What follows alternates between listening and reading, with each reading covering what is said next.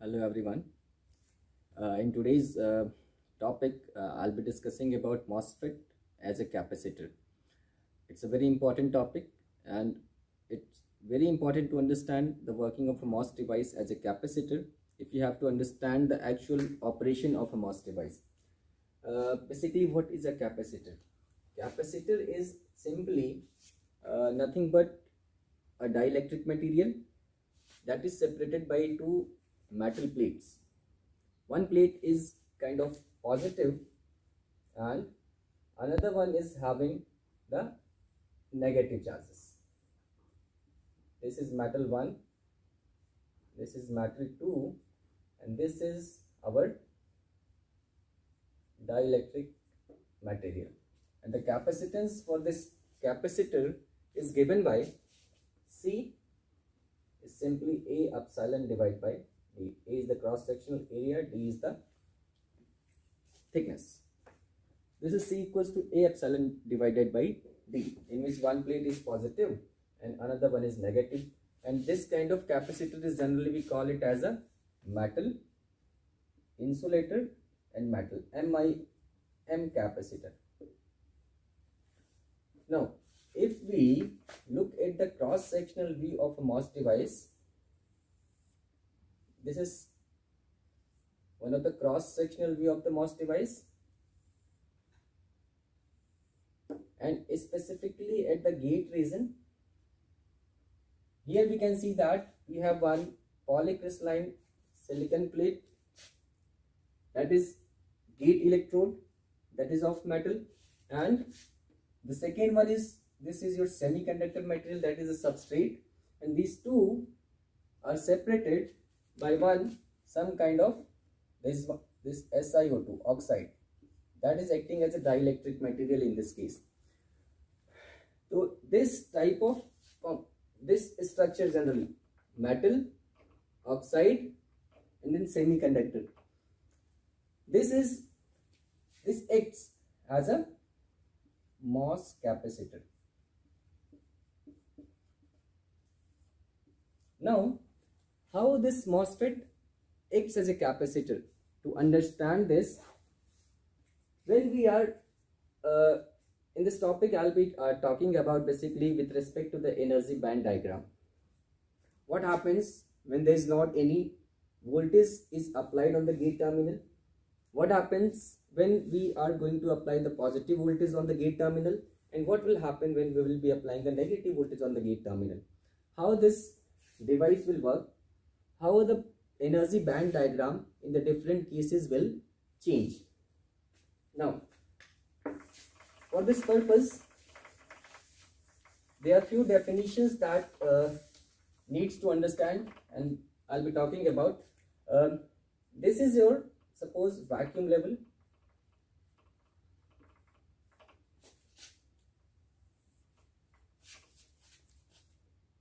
The energy band diagram for the metal is, this is your Fermi energy, EFM.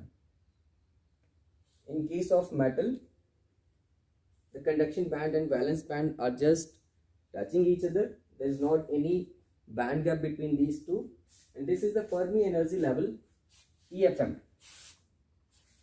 The energy required to move an electron from this Fermi level to the vacuum, means from this Fermi level to the vacuum, whatever be the energy required, is that we call as a work function, phi m. It is the metal work function, means how much energy is required to free an electron from the metal, to move an electron from the Fermi level to the vacuum. That is we call as a Fermi level. Now, second reason in the MOSFET is your oxide. This side is this is your metal. Second one is oxide. Generally, oxide is a perfectly insulating material. So here we can relate this oxide as a insulator, that is a very high band gap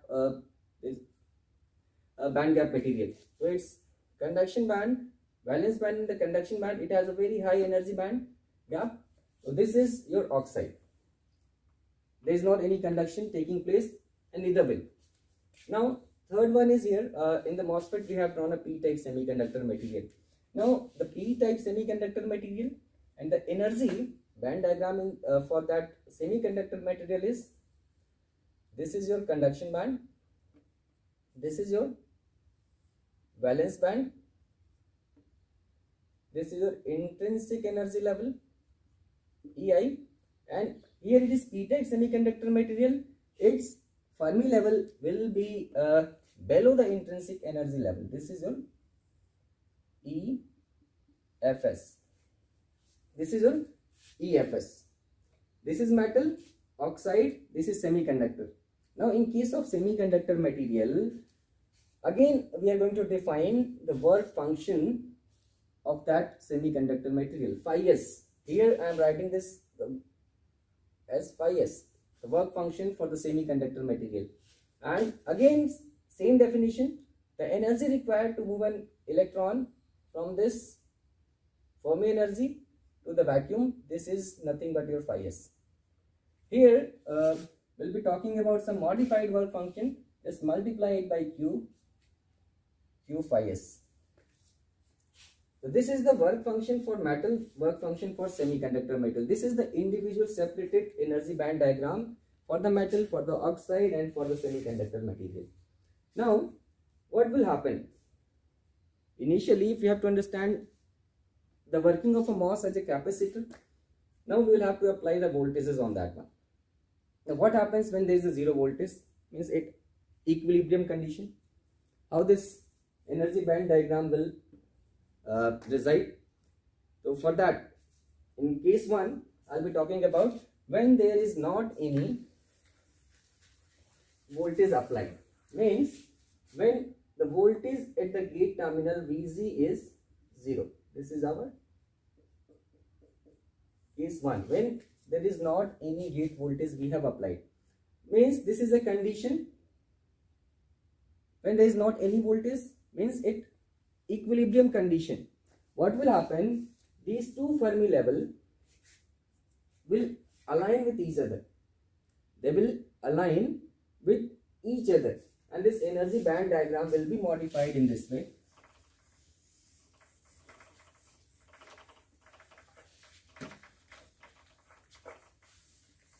This is our vacuum.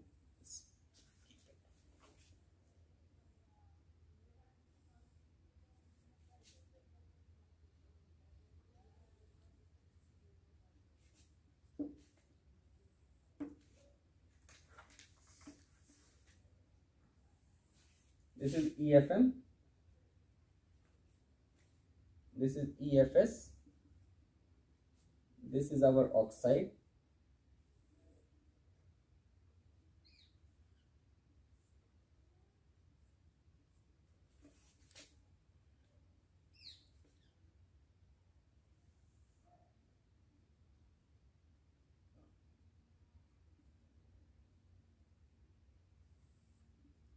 this is valence band,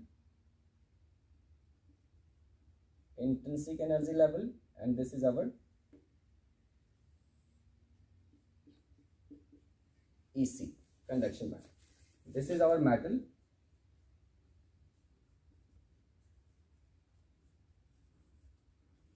oxide and semiconductor material. This is the case when at V equals to 0. Then when we have not applied any potential on the gate terminal, any voltage on the gate terminal, the energy band diagram for this MOSFET will be like this at the equilibrium condition. This is the case. This band gap, this is not can be called as a flat band condition. Bands are perfectly flat band condition. There is not any band bending is taking place in this case. Now what will happen when we will be applying? Now in case 2 we we are applying a gate voltage, and that gate voltage is smaller than 0. It means the voltage that we are applying on the gate terminal is the negative. Now what will happen on the gate is connected with the negative terminal. The electron energy on that metal, on the gate metal, is going to be raised. The more number of electrons are going to be available on the gate electrode, and because of that, this Fermi energy level of the electrons in the metal, it will go up. Means earlier the position of this Fermi energy was here. Now it will move upward by the amount of the applied voltage. Means Q times, if we have applied a voltage V, the electron energy in the metal side, it will go up by a voltage Q into V. Means now the new position of this Fermi level is going to be here. I am just erasing it. I will modify the energy band diagram in the previous one. Alright. Now, there is one very important point I would like to say here is the work function, either it is for phi m or it is for phi s. चाहे वो work function हमारा metal का हो, चाहे वो semiconductor का हो, it doesn't change with the applied voltage. It will remain same. It will remain same. Here we are talking about the modified work function. That is, I had written Q times of phi m and Q times of phi s. In this case, a slightly changed definition is the energy required to move an electron from the Fermi level, either of the metal or the semiconductor, to the conduction band of this oxide. Means we have to move the electron from this Fermi level to this one. The conduction band of oxide is simply here a modified work function Q phi m and Q phi s. ठीक है, तो यहाँ पे हम क्या कह रहे हैं, what we are talking about the work function, either it is for the metal or it is for the semiconductor material, it will not change with the applied voltage, it will remain same. And because of that, there would be a tilt in this oxide. It means this tilt will be like this. This oxide is going to be tilted because of so that the work function, the work Qf phi m that was in the earlier case, it is going to be same in this case Q phi m. Now what will happen to the semiconductor material? Gate is having negative voltage. To compensate those negative voltage, negative electrons on the gate terminal, holes are going to be accumulated where? At the oxide semiconductor interface. At the interface, more and more number of holes are going to be accumulated, and the hole concentration is given by this following equation. P equals to the holes that are being accumulated. P is equals to Ni exp Ei minus Ef divided by KT. But there is not any conduction taking place because there has not any channel being formed. If we see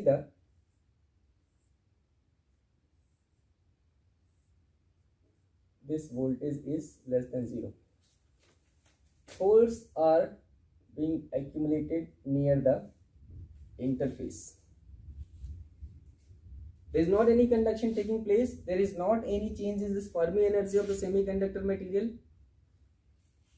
Alright. Hence, what will happen? EF is not going to change because there is not any current flow in the semiconductor material. and it is going to be increased. It is increasing. It means what? The EI, intrinsic energy level, it will go up. It will raise its energy, and there will be a slightly higher energy near the interface, and this band will bend upward like this.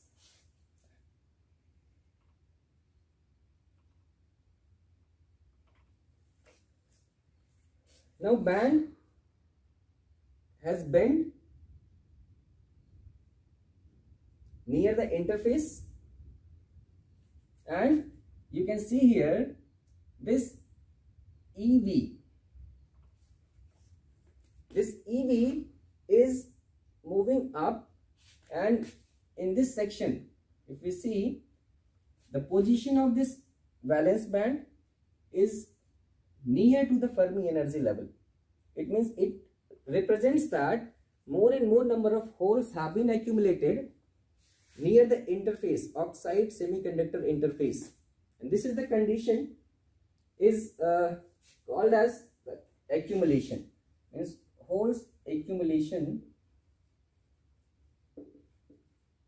is taking place, and the amount of band bending is given by either in for the EV, for EC, or for EI. The voltage that we have applied is causes a gradient in the electric field. This epsilon electric field X is given by 1 by Q d EI divided by EX. Either or EI you can write, or EC or EV, for all these three. With this expression, we can give how much amount of band bending with this expression. Means when there is not any potential applied, there is not any current flow, the Fermi level for the metal and the semiconductor were perfectly aligned. Now when we have applied a negative potential, now in this case the band towards the metal side, the Fermi energies of the electron are going up, and there is a band bending of conduction band, valence band, and EI is taking place near the interface of oxide and semiconductor. Alright, there is one more thing I would like to add here is the distance from the interface inside the semiconductor material, the distance after which whatever be the imbalances between the electrons or holes are taking place, between the charges are taking place, it is being done. The distance is basically named as Debye length.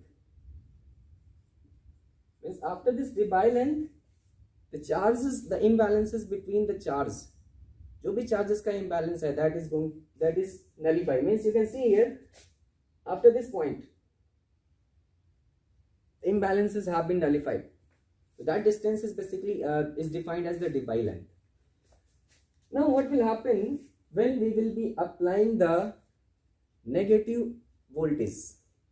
When we will apply the positive gate voltage, means flat band condition is done, then condition of accumulation is done.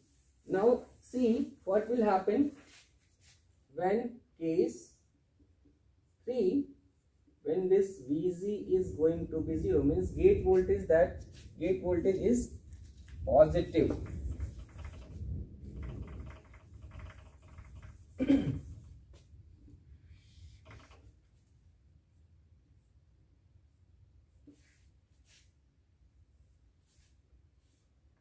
EFM.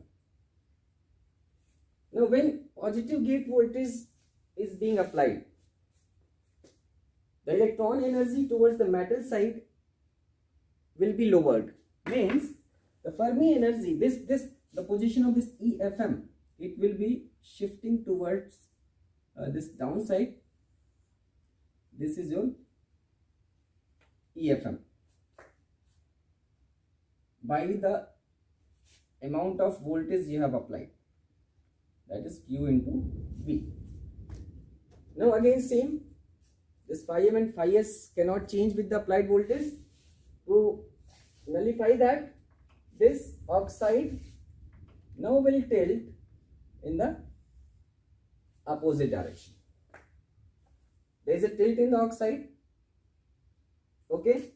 Now what will happen at the interface of oxide and semiconductor material? What will happen at the interface of the oxide and semiconductor material? The opposite of the earlier one that we have discussed. In case of negative voltage, means electrons are going to be attracted, means holes, this is your interface. When this is greater than 0, when it is greater than 0, the holes from this near the interface are going to be depleted inside the semiconductor, and they are leaving behind and accepted ions. These are the minus. These ions are going to be there. Negative means electrons are going to be attracted near the interface, and what will happen to the bands?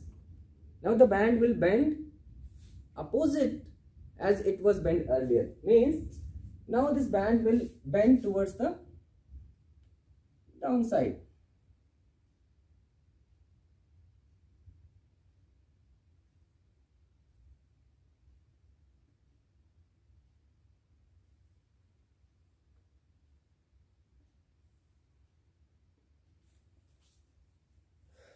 Near the downside. When further this EI is approaching this EFS, EC is approaching this EFS, it is showing that the more and more number of electrons are coming near the oxide semiconductor interface.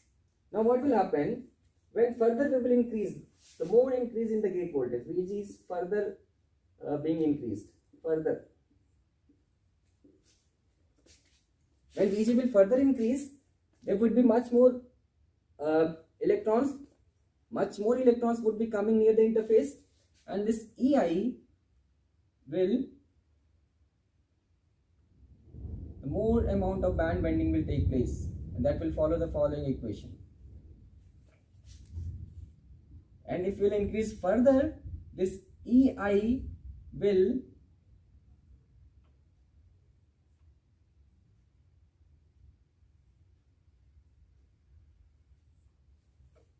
cross this EFS.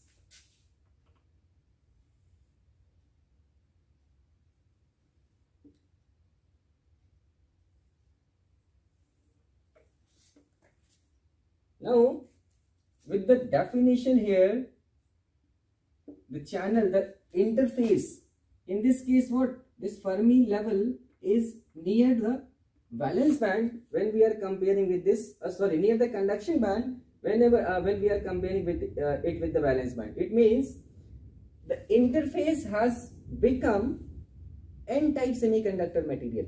The interface has been inverted, as in the earlier case it was of P-type. Means P-type semiconductor has been inverted. Means when this VG is greater than 0 but not too large. This is the case where inversion starts taking place, and this is known as the inversion. Now when VG is far greater than 0 and such type of band have been covered where EFM, EF, and this is your EI. EF is greater than EI. Alright, this condition is named as the strong inversion. The channel has been completely inverted. Now, this is basically the one of the simple explanation for a MOS device as a capacitor. Now here we can see that the same phenomena as it is happening in the capacitor, like positive plate and negative plates and separated by the dielectric material. Here the same thing is happening, but this is happening here up to some distance from the interface, and this distance is basically is defined as the dipole length once again.